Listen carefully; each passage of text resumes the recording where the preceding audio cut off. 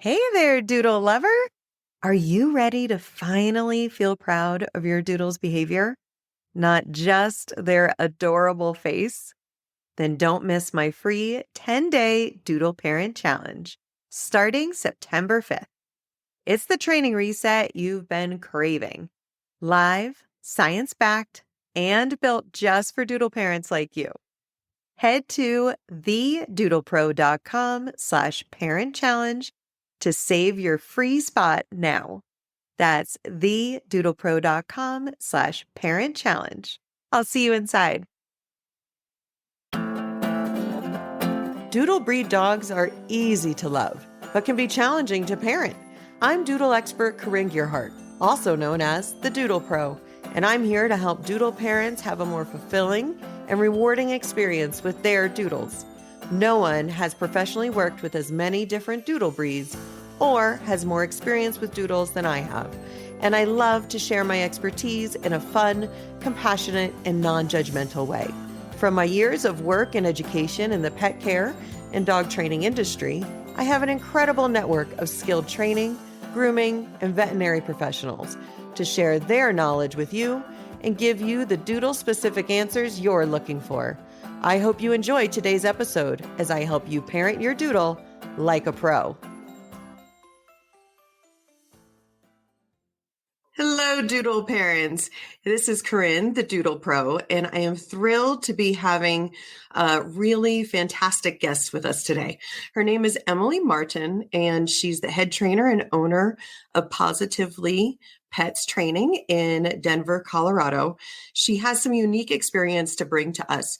She's not a hobbyist. She actually has over a decade of experience working in zoos, including the famous San Diego Zoo, and working on care for exotic and zoo pets and animals and their training. And now she is specialized in dog training, although she still works with different breeds and species as well. So we're really looking forward to having Emily join us today.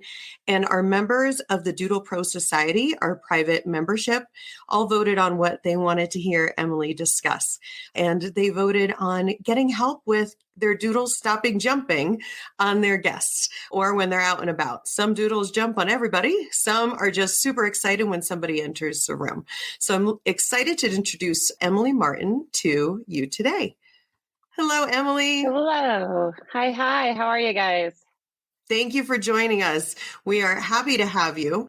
Excited to be here. Good. I know I undersold your experience and your background, so I would love if you could share with our listeners what brought you to the point you are today. Yeah, I definitely have a pretty unique background, and I think that captures the eyes of a lot of my clients. It's like, if she can train, a mountain lion and a monkey, she can train my doodle, right? Right. And I always laugh because I say sometimes our doodles are harder than that monkey and that lion because we live with them and we have everyday behavior happening. So a little bit of my background is, I was in the zoo field for almost 20 years, so quite a long time, and I love it and I miss it. But dogs bring me so much joy as well. Most of my career, so I actually have a degree in exotic animal training and management, so very specific to that field. I went to a school that specialized in zookeeping, animal training, education, all that good stuff. And from there, most of my career was spent in two different departments. So one was education with animals. So I worked for some nonprofits. I've also worked for a few big zoos and traveling around with animals, doing shows, doing education, doing school programs. I've been on Jay Leno. I've been on Letterman back when those guys were running, all kinds of fun stuff with animals. And then also I was a primate keeper for a couple of years. Primates are one of my favorite. I love working with New World monkeys. Capuchins are absolutely one of my favorites. They're so smart. They're such little stinkers, but I like a good challenge. Hence why I think I like dog training. And then I also took a few years off. So I took a few years off for my other passion, which is snowboarding, which is why I love living in Denver, because I have best of both worlds, animals and snow. And I was a dog musher for a few years. So I have a senior Malamute Husky who's almost 14, and she came from Mammoth Sled Dog Team. So I was with her since she was born, and she was my first adult dog and has taught me so much. And I've learned from her, and I still am learning from her. Yeah. And then Positively Pet started in 2010. as a full-time gig. And then it was part-time for a long time as I was a zookeeper. I would train, zoo animals during the day and then dogs in the evenings and on my weekends. And then in 2019, I decided the hard decision to leave the zoo field and focus on dogs full time, as I felt my clients pulling me there and it was needed and just time for a change. So now it's dogs all day, every day. Awesome. Well, we are lucky to have you working with our dogs. And I wanted to ask you, we have been working on using treats with our doodles. And as we're working on different training areas, I felt like that was a good place to start. We have been identifying what our personal doodles' low, medium, and high value treats are. Would you mind sharing what you like to use for each when you're training and what times you find it appropriate to go higher value, more expensive treats, and when you might find that overstimulating for a dog that you're working with and you might bump it down, etc. Do you mind sharing about that a little? Yeah, that's a good question. And I laugh because everybody, when I show up to clients, they're like, my dog loves you so much and you always have the best treats. Often I do have good treats, but it's not always the best. It's just different than what you have. So sometimes, I say just first off, mixing it up. I always have a trail mix. So I have sometimes a trail mix of low value to high value. Low value is like Cheerios and kibble, dry, crunchy treats, which I'm not a huge fan unless they're real small and they can just eat them in one go. And then medium value treats are more like jerky based treats, a little chewier. And then up from there are a little stinkier treats. So like salmon based treats, or some smellier fish, things like that. And then I really like the freeze dried treats are probably my favorite. They're one ingredient freeze dried. You're at my only natural pet and they have some really good stuff there. So dehydrated beef liver, dehydrated salmon, dehydrated chicken. It's kind of that next level. And then the high value, again, depending, each dog is different. Cheese, hot dogs, Spam, which is really gross, but peanut butter. Those human foods. Cat food, cat food even, or baby food, like chicken baby food, things like that. And what I always tell owners too is if your dog is not taking treats outside, there's two issues. Either one, they don't like the treat, if they'll eat it, never eat it, or two, the environment is too challenging and they're a little bit over what we call threshold. So they're a little overstressed to be comfortable to eat. And so when we are training like dog reactivity and some of those more challenging things, we always want to make sure we're starting farther away, making sure our dog is comfortable eating and teaching them. Sometimes we have to teach a dog to eat outside. And that's kind of when we start to play around with a different value too. Yes. And we often use treats to gauge when we're working with doodles if they're over threshold or too stressed out, because that's one of the easiest ways to see if they're too stressed to eat or take a treat, even though that's a calming mechanism. Then we need to know what we need to dial back on. Awesome. A lot of people worry that if they're using treats with their doodles, that they'll be dependent upon using treats forever or that they're bribing their doodle. Do you mind sharing a little of your philosophy on that? Yeah. So that word bribing is kind of a good little button to talk about. We should never really be bribing our dogs. We should be training and reinforcing behavior. And I think that there are owners that say, my dog won't do anything unless I have a treat. And sometimes if it's not trained correctly, that can happen. And there's a difference between bribery, luring, and paying out our dogs. So if we're always having a treat in our hand and showing them and luring them, we can get definitely stuck down that kind of rabbit hole. So that's something I work on my clients is feeding out that lure. And I like to use a marker word, either a clicker, and that tells them, good job, a reward is coming. You can also trade out treats for different, depending on the dog, toys, pets, things like that, playtime, fetch. And so, once our dog knows something, they don't need a treat every time. And we don't want to get super dependent on that. But I also believe that our dogs reward or deserve to be paid out their entire life. I don't work for free. You guys probably don't work for free. I don't expect my dogs to work for free. I mix it up with my dogs, and sometimes we go out with cheese and sometimes we go out with Cheerios. And those cheese days, they're on it. They're like, this is the best work day ever. Thanks, Mom, for the pay raise. And then I change it up. So there is, like I said, that fine line, but my philosophy is that dogs deserve to be paid when they're doing good. You can also think of treats or payment as feedback. The more feedback you give in the beginning, the better that behavior is going to occur. As they're doing better, we slow down that feedback so they get a little bit less. Yep. Are you there? I completely agree. What gets reinforced gets repeated. Absolutely. Yes. Some doodle parents have been taught when they've gone to puppy school or worked with different trainers to use some aversives. So that could be called corrections, using tools like a slip lead or prong or e-collar. And I was curious, with your zoo background, we work with doodles who have been trained in all backgrounds. We have a really empathetic, supportive approach to working with all pet parents. We all are doing the best that we can. We personally only use force-free and fear-free approaches. But I'm curious, when you worked with exotic species, I imagine some people might suppose that those might be harder to train than dogs. So I was curious if zoos use aversives or force or anything like that when they're working with their animals. That's a hard question to answer in a way of like, as far as I look at the dog training industry, as well as like things have changed. Things have changed luckily for the better. But, I started in the zoo industry in early 2000s. So 22 years ago. And things were different than they are now. The school I went to focused on positive reinforcement, but even the words positive reinforcement training, that is a different scope of what it used to be as far as like consent and force-free and really breaking that down.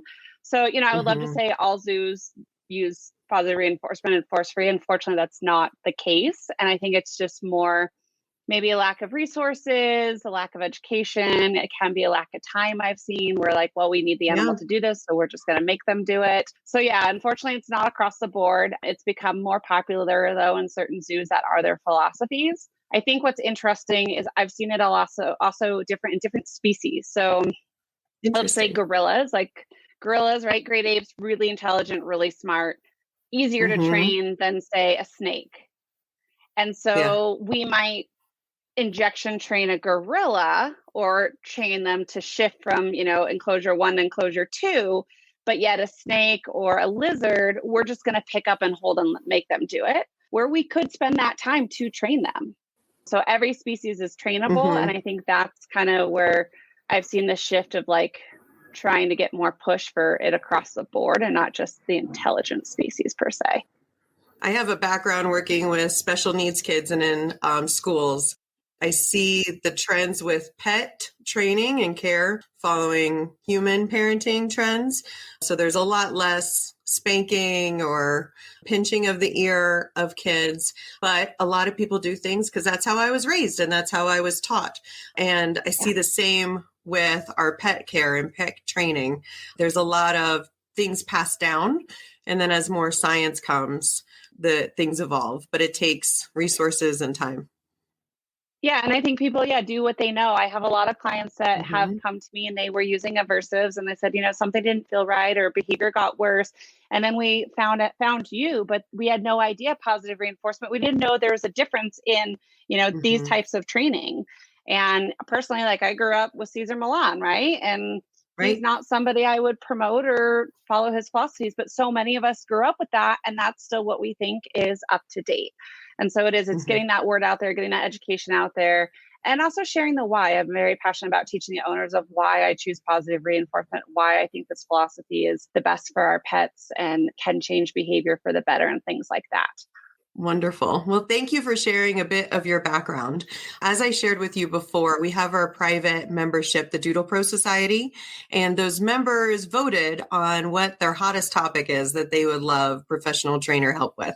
And the thing that they're having the most difficulty with is stopping their doodles from jumping. I have a couple stats for you. We pulled them. 100% of the respondents said that their doodles jump on people, and none of them said that they like it, the humans at least.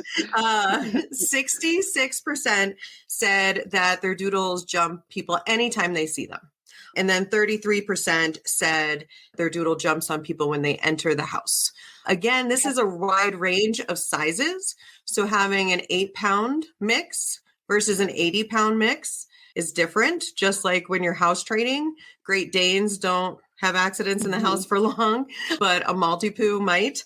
And when they have worked on stopping their doodle from jumping, there were 3 things out of a list of many that people had tried. 50% had tried saying down or off to their doodle. 33% either put their knee out or tried the knee to the chest. And 16% stepped on a leash, trying to manually keep the doodle down. So that's where we're coming from right now. And I would love to hear what your advice is on approaches to stopping doodles from jumping on people. Sit and stay right there. We'll be back right after this quick break. Hey, quick break, because I've got something just for you. If life with your doodle feels more chaotic than calm, you're not alone. But you don't have to do it alone either. I created the Doodle Parent Challenge to help you go from frustrated and confused to confident and connected in just 10 days. No force, no fear. Just science-based tools that actually work for doodles. It's free. It starts September 5th, and I'll be there guiding you live. Head to thedoodlepro.com/parent challenge and grab your spot now. Let's make calm feel possible again.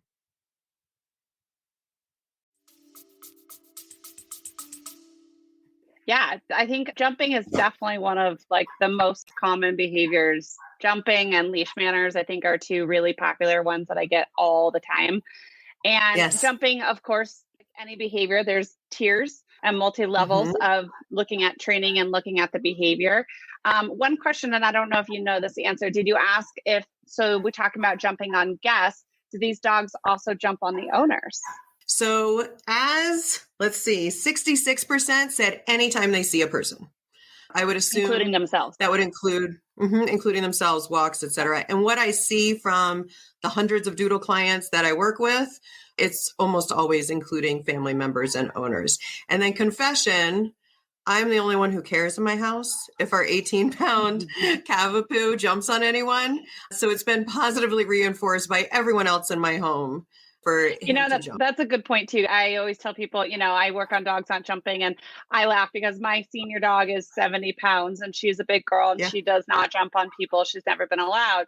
And now I have 2 smaller dogs that are 25 pounds. I joke that they totally have made me go soft, and maybe it's because I train dogs all day. So I come home and I'm like, the really keen manners, I've let them slip, but also they're 25 pounds. And so with them, I decided I don't mind if they jump. But let's look at that bigger picture. And this is why I asked if they're jumping on the owners. If you don't mind they're jumping on you, that means they are allowed to jump on Sue, Joe, whoever comes over, because it is very hard for a dog to distinguish. I can jump on A, but not B.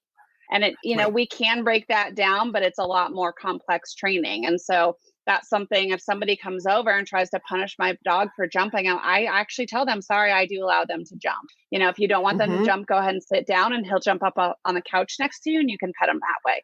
So I always like to share that a little bit because I think people are, the trainer lets their dog jump. Right. But thinking about that too. So if the dog jumps on you, they're going to jump on other people. Reinforcement drives behavior, just like you mentioned earlier. Now, when we say reinforcement drives behavior, that can be good behavior or bad behavior. So if the bad behavior is reinforced, if we are reinforcing jumping, which we're going to talk about here more, then that behavior will continue. So if somebody in your house goes, I don't care if you jump, hi, puppy, he's, reinforcing that bad behavior, and the dog goes, cool, I'm going to keep doing that. So let's break this down a little bit. So I'm going to ask you a question. Why do you think dogs jump on people? Well, it can be reinforcing. It's coming up to eye level where we are. If we're on the ground, usually like if we're on bended knee, they're not still jumping over us. It can be a very kind of submissive behavior with like the lizard tongue, but more often it's extra excitement and management of that. And when they're little puppies, we often reinforce it with, oh, little puppy, oh, you're so cute, give me a kiss, etc. And then poodle mixes are more paws up in general. So, and we see that with the doodles who are poodle mixes. They're more paws up in their play. What would be considered rude by other dogs is appropriate in doodle play with the bouncy paws up.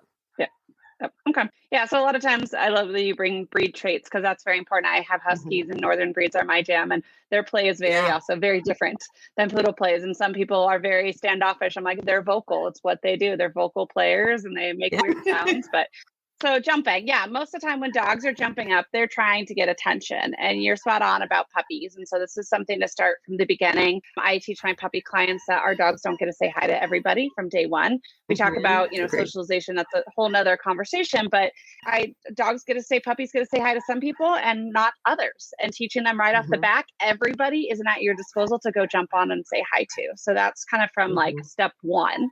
And then when we look at dogs, guests and people out, they're usually jumping on them to be like, hey, I want your attention. Hey, you, look at me or pet me, right? So you mentioned a couple of things that owners are trying. So let's talk about that. We've talked about positive attention already. So it'll get reinforced if somebody in the home is saying, hi, puppy, hi, Fido, how are you? That's us giving positive attention, and that behavior will occur. Now, your owner said some things they tried. So we're going to start there. The one thing they said is telling their dog no or off or down, right? Yes. Pretty common. Now, the catches with that, say, I'm going to use Moosh, my little one. So Moosh runs over, he jumps up on me, and I tell him, no, off. And I maybe give him a little hand to the chest or something of that sort. Yeah, right. Push him off or whatever. Am I still giving him attention? Yes. Yeah. And often in our dog's eyes, so we call this negative attention, right? We're telling him no, down, off, maybe pushing him off. That is negative attention in our eyes. But often our dogs do not view it as negative attention. They go, cool, she still looked at me. She still talked to me. She still touched me. I got what I wanted. And so if that's occurring, we need to pay attention and we need to stop that. We need to reroute that because it's still reinforcing to your dog. I use the example too. I'm the baby in my family, and we'd go on long road trips, and I loved annoying my siblings, right? So if I wanted to annoy my brother, I'd sit there and poke at him, poke until he would scream at me. Well, leave me alone. It works. The same with our dogs. It works. I got what I wanted. It wasn't positive, but I got a rise out of him. So that's something I want you guys to think about. We're going to talk about what to do instead, right? Because it's not all just about, the bads. But if you were telling no and off, I want us to stop that. If the behavior's still occurring, it's still being reinforced. The other one. And us going like this, pushing, is kind of us doing paws up right back. Yeah. It's play. It's fun. Dogs are like, heck yes, that's great. Let's do this. So that often the dogs just feed off that. And then like, all right, cool. I got attention. That works. Yes. And then your other one you mentioned was like a knee to the chest. Correct. That one is a little bit more, it's negative, but it's more aversive negative. And it's not something, again, I would practice with my business philosophies and techniques. I just simply explain, hey, if you wanted to come hug me and I don't like to be hugged, and so you came into me and I punched you right in the gut, what would you think? Not enjoyable. So I personally am not a person to apply pain or pressure to decrease a behavior. That is called positive punishment. So adding an aversive to decrease the behavior. And it's just not a philosophy I choose to practice. We don't practice that either. Yeah, it can work. It can not work. Again, what I always tell people with punishment, so we can get nerdy and get into some of the quadrants, but with positive punishment, it can work, but you're also suppressing behavior and you're suppressing feelings. So again, you're not teaching the dog what to do instead. You're just teaching them to say, stop it, you're going to get pain. But the dog's like, well, what should I do instead? I don't know. Right. And so you might get a dog that gets shy of humans and be like, every time I go near a human, I get hurt. Like, that's not enjoyable. Yeah. So I'm just going to stay over here in the corner and maybe even bark at that human because I don't want to get hurt. And you can actually have some aversive feelings then towards people. And that's definitely there's some softer dogs that it can go really far. Yeah. Yep. Absolutely. Yeah. I'm working with some doodles right now who have a lot of stranger danger, and that would just take them the other direction. Yes. So that's positive punishment, would be inflicting pain, a knee and things. And then we have negative punishment. Now in the training industry, again, there's quadrants: positive reinforcement, negative reinforcement, positive punishment, negative punishment. I'm not going to dive too deep, but I do like to talk about it's a whole other episode. Yes. I know, right? Science. But negative punishment sounds scary, right? It has the word negative. And I think this is owners often, you didn't mention this, which I was kind of surprised. This is one I get a lot when I say my dogs jump. I say, what do you do? So usually I tell them off or no, and then I hear I ignore the behavior. So ignoring, Yes. turning your back and ignoring. And I was shocked myself. Yes. Right? Yes. So very common, ignore the dog. When I started learning, that's what I used to teach. That's what I had learned. Yep. I don't anymore. And we'll go into the why, but negative punishment is ignoring your dog. So it's actually taking something away that your dog wants to decrease the behavior. And it can be a decent tool. And it is a tool I will use for certain behaviors. Leash walking, I'll use it for that.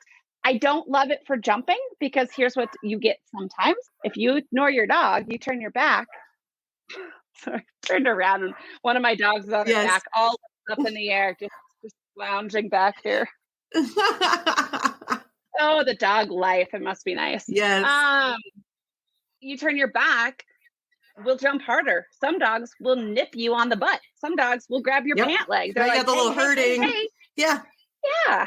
So you can create some frustration by ignoring. And frustrated dogs, again, that can escalate to them trying harder and harder and be like, this always worked. Why? I'm jumping on you. Why aren't you telling me no? Why aren't you telling me off? Why aren't you giving me pets? And so that's also an undesired behavior we want from our dogs, right? We don't want to build that frustration in them. I often used to wait to greet until a dog had 4 on the floor. And I have lots of treats and goodies, and I bring fun and other doodles. And instead of saying what I want them to do instead. And I saw the same reaction. Yeah, because they don't know. And especially if they haven't been taught, right? They're like, this has always worked for the past, whatever, how many months it is. Why isn't it all of a sudden working? Those are kind of the basics of when we talk about philosophies or things we're doing. Those are the most common, and why maybe those aren't working. So I definitely wanted to share the why. A big part of training is looking at what is the function. Right? So the function, the why our dogs are jumping for attention, and then looking at, okay, we've tried these things. Why are they not actually working? And what is truly occurring underneath the surface? Yes. And that's something, again, with training, is we have to dig into it. It's not just all, rainbows and butterflies on top. We have to dig into that underlayer and get into some of those feelings. Wonderful. So those are the things that people are trying that aren't working. Feel free to touch on stepping on the lead as well. And I would love to hear what you like them to do instead, what you find works. Yeah. So stepping on the lead, again, you're in the right direction. You're in the right direction there. So that is a management technique. However, stepping on the leash, you're still using a little bit more correction, because the dog goes up and then they get jerked back down. If you were going to use leash, definitely it's one of my management ways. And we're going to go over management versus training. Having them on the leash, having some cookies, having some treats, and feeding them next to you for staying next to you calm, maybe creating some space between you and the guest. And once they have been like, oh, hi, mom. Oh, cool. Okay. Then they can go say hi. So again, a lot of times when we're greeting people, maybe we're so focused on the person, and I say, stay focused on your dog for a little while, or tell the person, hey, we're in training. Can you give me just a minute? Let him calm down. Let me get them to a better, a little bit, if they're at a 10 excitement, to a 6 excitement. And then you can say hi. I think we forget to advocate for our dogs. And if you tell somebody, hey, we're in training, can you give me just a minute? 99% of people are going to respect that and say, okay, cool, I get it, right? Yes, it can feel embarrassing and stressful when your dog is jumping. And feel free to send your guest a text ahead of time with that heads up. Like, I can't wait to catch up. We're in training. If you don't mind, being patient while I help him, I'd so appreciate it. And that could take your anxiety and stress down a bit as well. And your guests are going to appreciate it. Think about that, the bigger picture, right? Like, you're telling your guests, I am trying to make your experience better when you come in the door. I also, recommend putting a note on your door. And I've had some really creative signs made that clients have done that say, give us a minute, dogs in training, and things like that. So definitely prepare yourself for success, and your guests for success as well. They will get it. So when we talk about what to do, there's 2 different routes. There's management, and then there's training. These 2 do pair in hand, and we are going to use both. While we are implementing training, we are going to use management when we can't be in training mode, because let's be honest, we can't be training all the time, right? real life. Right. So management mode would be options as far as, somebody's coming over and maybe they're just coming over and dropping something off and like, you don't even want to deal with the dog, right? You just be like, this is going to be a 2-second conversation. Pop your dog outside, put him in a bedroom, put him somewhere else, put him where they can't be at the door and be running to jump on that guest. So that's one option. And if you're having guests come over or like a big party, things like that, I often say putting them outside with a high value chew, something of that, letting everybody come in, letting your dog settle a little bit, and then bringing them into the party. Yes. Again, we're looking to kind of lower our dog's emotions before they come in hot, right? So outside or in a bedroom, on a leash, which we mentioned, on a leash with you. Again, make yourself more rewarding than that human. Have some yummy treats. Your dog's with you. They're like, oh, that person's boring now. I'd rather sit here and get cheese with mom. Okay. And then a high value chew is another good option. So if your dog learns, if say you have, I don't know, lots of visitors coming over and, I had a client who had a Bible study every Thursday. So this was a big training night. So we worked on every Thursday evening, he got a really special chew or a stuffed Kong or a frozen bone. And so as people arrived, he'd be like, hi, I got to get back to my bone. Hi, I got to get back to my bone. And that bone was way better than him jumping and being all over guests for the first, hour. So those are some management strategies. Any questions or add-ons to that? When you talk about coming in hot, I think that's just like departure cues when a dog has separation anxiety. The door knocking and doorbell ringing can also amplify where they are when they're greeting the guest. So we've done pairing with desensitization. Desensitization. I can never say it either. It's really bad. I know. With doorbell and knocking. And then we ask guests not to ring our doorbell. And we use our ring and we meet them outside just so we can lower that excitement level so they're not as amped up. And when that can be another management strategy depending on the dog and how jumpy is meeting them outside and going for a walk.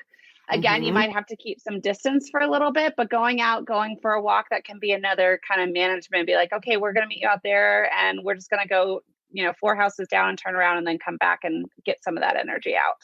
But yeah, putting a note on your doorbell saying don't ring that, or you set them up for success. And when you mention giving them something delicious instead of jumping on the guest, or even if they have some anxiety and it's pairing, wonderful things come when people walk in the door. I don't see that as paying them for poor behavior. I see that as offering what you want them to do instead. Yep. Yeah. Basically, we're trying to stop the behavior from occurring. And so if they have something yummy and they're doing that, the behavior is not occurring. That's what we're looking at. How can we get that not to happen? So you're not rewarding for bad behavior unless, they run over and jump 8 times and then you give them the high value chew. We want to give them the high value chew prior to the guest coming over or right as that guest comes in the door, depending on your dog and the situation, your timing might vary. And then they're like, oh, cool. She came in and I got a bully stick. Awesome. Things like that. Wonderful. And the doorbell training is something that's kind of part of our training, which we're talking to. I love putting that doorbell on cue. So the doorbell means whatever these behaviors that we're going to focus on. And you can actually train that doorbell cue to do other things as well. All right. So training side. So we've got our management. Let me know too if you guys have questions. I know we're going to take some questions at the end. So then we talk about training. So again, this is actually teaching our dog what we want them to do instead of jumping. Often I hear all 4 on the floor, and that's a very good philosophy. And our dogs can eventually get there. But in the beginning, all 4 on the floor is hard. It's hard for them. So there's a couple different ways we go about this. You can teach a place. So go to your place. So they go to a mat, they go to a little spot. I like to make sure it's in view of the door. This is really great for guest greetings, not as good if you're out and about. But, you send them to their place. The guest comes in and you have 2 options. The guest can go greet the dog on their place, or you can release the dog to a go say hi cue, which is a whole nother separate behavior. And we end up chaining these behaviors together. So place is really great. That's one that, they hear the doorbell and they run over there and they're like, oh, I'm on my place. So my dogs all know that it's at the top of the stairs. They have to wait at the top of the stairs while guests come up. So place is great for a lot of reasons, but really like it for guest greetings. And then go say hi. So this is really great for the out and about dogs after you release them from the place. How do you teach them properly to go say hi and not jump? To break it down short, if we're working this with you, I would say, go say hi. My dog would come over, say hi to you for 2 to 3 seconds. And then I'm going to call them back to me and I'm going to reward them. I'm essentially looking for a drive-by hello. So they're going over to you real quick, driving by and coming back to me, and they get the extra good stuff from me. So again, owner is better sometimes than guest. If your dog knows a hand target behavior, I like to teach this as a touch. I add in this touch because how do a lot of people greet dogs is they put their, there we go, camera hand out flat. And so if a lot of people do that, the dog's like, oh, I'm going to go nose boop her hand and then go back to mom and get a cookie for it because I did the behavior. That's probably one of my favorites. It can be a little bit harder, but I love it when we're teaching it and then they start doing it and they're like, cool, Emily's really boring. Like, this go say hi. I'm just going to go hang out with mom instead. I'm like, good. That's what we want. And all of this takes more time than using corrections. You need, as you mentioned, chaining the behavior. They need to have a solid place and separately training the go say hi. It takes time, but it also preserves your relationship and preserves their positive feelings about guests coming in the door. Yeah. And again, it's going to transfer to other places. You go to a brewery, you take a place. They're like, oh, I know this. I know if I go to this place and like hang out, good things happen. So definitely, looking at the big picture, it's the best for everybody. And then the other one I do have, so all 4 on the floor or a sit, you can train them with a sit. Where I kind of like the other 2 a little bit more is because, again, for dogs that are just like this, like that wiggly, like I just can't control myself, asking them just to like hone it all in and sit is really hard. Think about a 3-year-old it's expensive behavior. Yeah. Yeah. I don't have kids, but I'm an aunt, and like my 2-year-old nephew, to get him to sit still is hard. And I'm like, again, they need to move their body and they need to do things. And so same with our dogs, depending on our age, that sit still is very hard. So what I will teach is I will teach a treat toss. So if the dog comes running towards me and I see them coming in hot before they can jump, again, this is capturing before the behavior happens. Before they jump, I show them a treat right at their nose and I throw it across the room. They're like, yeah. And they take off and they go and get the treat. And then they come back and I do the same thing. And I'll do that a couple times. And then they start coming back and they're like, what if I sit? What if I stop? Because you took some of that energy and you gave them an outlet for it. You let them zoom across for a treat.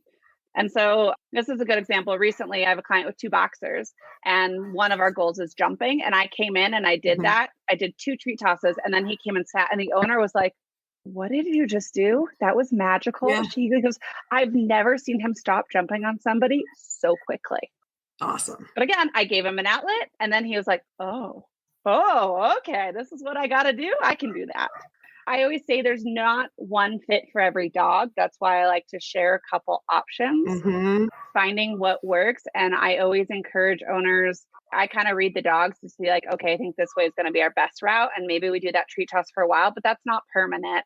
Once they are understanding training and getting concepts better, then we start to do the go say hi or the place and the more advanced, I say, behaviors.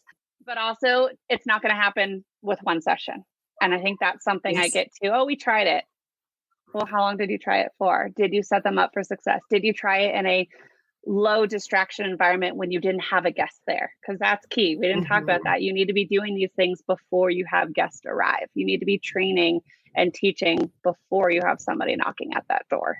Yes. Without those cues and without the novel person or the person they haven't seen in a while or who gets the most excited. We have some toy-driven dogs who love play. And so we can sometimes use plushies, sometimes balls, then it goes on for a while with fetch. Right. But we did this with our standard poodle where we'd have like a station by the door of some toys that were like medium value. And so we would toss those. And then it was adorable as she just would bring a toy to greet us. And she would have that in her mouth every time. And we would play with that when we walk in the door. But it was an alternative behavior to the jumping that she knew we liked. And it was a pleasing behavior to us. And it was pleasant for her as well. Yep. I've got one of those that she'll do that. And whenever she does that, I make sure to really give her extra attention, reinforce it because it's a behavior. Mhm. Again, I let them jump, but it's a behavior. She chooses to do that. I love it. And I make sure, she gets all the pets and all the reinforcement first. I have 3 dogs, so they all want their pets in there. Yes. Yeah, that's a good one too. That one can be a little bit more advanced as far as teaching them to put something in their mouth. Again, if it's that personality, it's great and we can capitalize on it. But if the dog is not, it's a hard one. Another thing too to think about is, again, setting your guests up for success. I have a client right now out of town and they're having some dog walkers come by and some new dog walkers. And so there's a jar of treats on the front porch and they know they need to come in with treats ready and they greet them at their knees. And that's the other thing too, is thinking about where we're greeting our dogs. If we're, not greeting them and they're trying to get to our hands, but maybe if we put our hands by our knees, they're like, oh, there's cookies down there. I'll just come to their knees with cookies. So that client did a great job setting those people up for success to walk in the house. She has one dog who's she's a softie, but she's got a big bark. And then she has a nervous Nelly dog. So both those dogs now learn, oh my gosh, this person comes in and they're bearing cookies right away. This is fantastic. So that's great for nervous greeters. Yes. And a lot of these tips, when it goes with the excitement, with some reactivity or anxiety, it still helps. Yeah, absolutely. When we're working on changing their conditioned emotional response, again, a little nerdy term there, their CER, and we're training like this. Some of the doodle I'm working with right now that has really severe stranger danger. Yeah. We're doing virtual training and then in person once a month. They live up in Wyoming. And so last time they came down and we did our session on headphones and we were across the field and I didn't get closer until he could handle it, but changing. And he took a treat from me we got to the point where he could take a treat from me and his mom started crying. She's like, this is amazing. But again, you have to work at their level. And hopefully next time I see him, he's like, oh my gosh, that girl had cheese. Like I would like to go see her quicker, and we're changing his response to seeing people. Oh, that's wonderful. One of the questions our members had was the different philosophies of when you have the station of treats by the door with jumping or if your dog is reactive.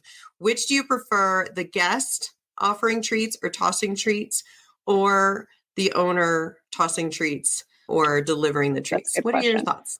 Depends, right? That's always our thing. Depends on the situation. So a jumpy dog, I don't mind the guest tossing the treats because I want them to realize the guest has goodies and there's other value to the guest than jumping on them for attention. So if it's just an overexcited dog, I say the guest. If it's a dog that's like nervous, has some fear reactivity, things like that, I'll usually start with the owner. And then I kind of have like a 3-step way. I actually introduce nervous dogs to guests and it's not always coming into the house. The biggest thing, what I share, if you have a dog who's a little bit nervous or barky or reactive, is I want to make sure the dog understands they can go away and create space and then coming back and get treats. And I'm not going to hold my hand out and make you come over and get a cookie from me. And I think that's something we see often is, oh, my dog's nervous, just give him a treat. And the dog is like, I really want that treat, but that person's really scary, but I really want that treat, but that person's scary. What do? I'm going to grab the treat and I'm going to run away. And, it's common advice. Like, yes, it is. If you're scared of spiders and your husband puts your favorite dessert in a room, but you have to pass the big giant spider, you're going to sit there and be like, oh my gosh, right? And you build up all these emotions and they're not necessarily the best emotions. So I don't feel better about the spider after. No, you might have got your treat, but you did not get over that spider fear. Absolutely. Right. Like, cool, I've got a great cupcake, but I still don't like spiders. It didn't actually help. So I teach an exercise called treat retreat. So I'll toss treats to the dog and then I'm going to toss a treat over their head or not over their head, but like further away. And I let them go away. And if they are comfortable, they can come back and participate. If they're not comfortable, no problem. But I want to make sure the dog understands if you are not comfortable, you can create space and go away. And I'm not going to force you to come over here. I love it. So nervous dogs nervous and reactive dogs are definitely a different level of greetings than jumpy dogs. It's a little bit of a different tactic. And a lot of owner, parent, guardian embarrassment goes with it because we want our guests or people we see on the street to feel like we're approachable. And if our dog is giving different signals or has different needs, it can feel embarrassing. And it can seem silly to be handing cookies and treats to a dog barking, but there's a reason. And I appreciate all the work that you're doing on that. Is there anything you wanted to add about jumping? To tack onto that real quick, advocating again for your dog. If you have a dog that's nervous, fearful, there's so many great tags that say, nervous dog, shy dog, do not pet. I have one that can be a little hit or miss, especially with kids. So we were in Winter Park this weekend and he's muzzle chained. And I just had, when we were walking through the village, I had his muzzle on, and that's, a choice, and things are changing now, but you get some looks like, oh, that dog's muzzled. He's not a mean dog. It's just a little safety. If a toddler runs in front of him, he likes to chase the nip, and I'm going to prevent that from happening. Now we're working on training, of course, too, but it is, again, I'm advocating, and it creates a bubble for him too, that people aren't going to just run right up to him. And that allows me then to have a conversation and let him go say hi, and let him go say hi appropriately how he needs it. So advocating for your dog, whether they're overexcited or nervous or reactive, is very, very important. Again, we need to spread the word that that's okay. You're not alone out there. We all have dogs that have problems. No dog is perfect. So you're not alone on that. Beautiful example. Yeah. He's been a good one. He's been with me for about 7-8 months, and he's come a really long way, but I've had to put some work into it, and I'm, like I said, putting a muzzle on. It was interesting to see, you always get a few rude remarks, and then you get some really nice ones, and it can be a hard thing, but again, I'm doing what's best for him, and he got to greet people up there, and it was lovely. Oh, good. Wonderful. And then I feel like you had one more question, and I cut you off there. Oh, no, I don't recall now. I think you addressed the questions that our members had wonderfully. And you mentioned lots of other areas that you help dog owners work through. I know that you offer virtual work as well, so you're not limited just to the Denver area. If people wanted to work with you, Emily, how could they get in touch with you? Yeah, absolutely. Virtual training. I actually like virtual training. It's a challenge for me because I can't show you in person with your dog. I can show you with my dog and I can walk you through, but it actually makes the owners an even stronger trainer because I have to walk you through every step versus showing. I learn best by seeing and doing. So that's why I think virtual training has been good because it's gotten me out of my comfort zone. And I love it. It's great. I've had some great progress with a lot of different behaviors. And then, of course, if you are in the Denver area, I offer in person for Denver and Lakewood.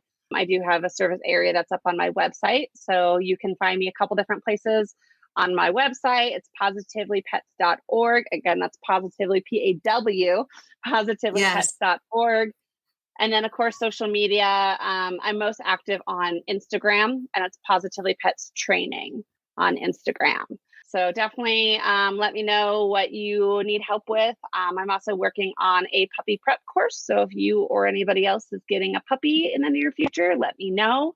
I'm working on how to get ready for your puppy and how to choose the right puppy and learn about breeds, right? Knowing your breed is important. And then surviving the first 10 days with your new puppy. Oh, that's wonderful. Oh, that's great. And having a great foundation makes a difference. Yeah. And then I know you have a freebie for our listeners. Do you mind sharing how they can get that and what that is? Yeah. So you guys are the first to get this, which I'm really excited about. So I have a freebie, and basically it's kind of a little bit about what we talked about today. So it's a greeting guest guide, and it goes over again, why dogs jump, things we've tried, and then things we can implement. So it's just kind of a nice little graphic that goes over all of that. So if you guys want to join on, you'll see a pop-up and it says sign up for my newsletter and get the free guest jumping guide. So you guys can check that out. And I would love to hear your thoughts on things and love to hopefully work with some of you guys. Wonderful. And Emily, can you tell us the website as well? It'll be in the show notes and in our membership, but do you mind just telling it to our listeners? Yep. So it's positivelypets.org backslash free training tips. So positivelypets.org/free training tips. And you'll get that. It'll ask you to sign up your email, and then it'll give you that access to that guide. Thank you. We really appreciate your sharing your expertise, and we adore doodles. Loving them is easy, but parenting them can get hard sometimes. So we love having experts like you come in and answer our questions. Thank you. Awesome. Absolutely. I'm happy to have you and like seeing the Doodle Pro out there sharing such good advice and for supporting the positive reinforcement community. Again, we need to get that out there and share more and more and more and teach people that there is other alternatives over punishment. Thanks for joining me on this episode of the Doodle Pro Podcast. If you enjoyed the show, don't forget to rate and review us wherever you get your podcasts. And I invite you to follow me on Instagram at @TheDoodlePro for behind-the-scenes peeks at all of the adorable doodles I work with daily.